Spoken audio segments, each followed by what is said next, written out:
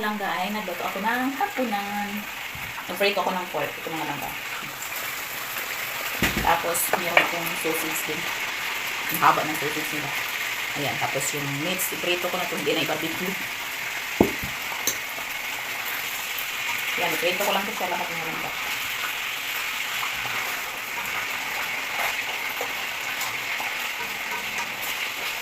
Masarap yung pork na pinirito ko kasi hindi siya matigas ba. Tapos dito sa kabila may rice ako dito.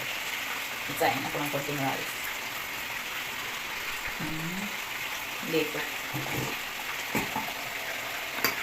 Nuli ko to siya kasi madali lang naman to siya lutuin. Ito kasi yung pork matagal. Matagal.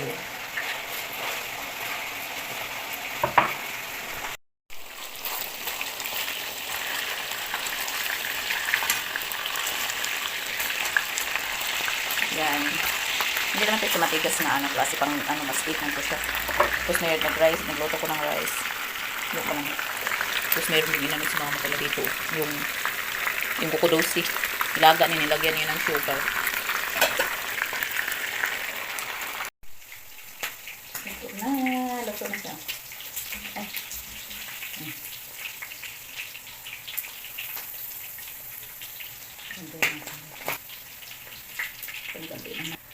Ito yung fork natin mga langga.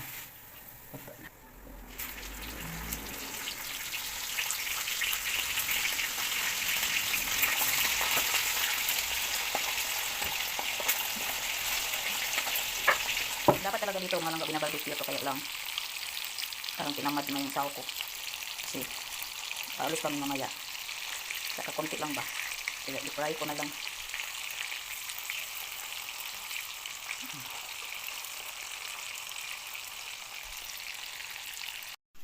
So, ayan mga langga, tapos na tayo magluto. Ito na yung sausage, saka yung to ba, meats, ka pork. So, ito na lang last.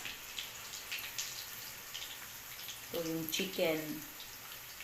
Nagluto ko ng chicken para kay Denise. Ito na siya.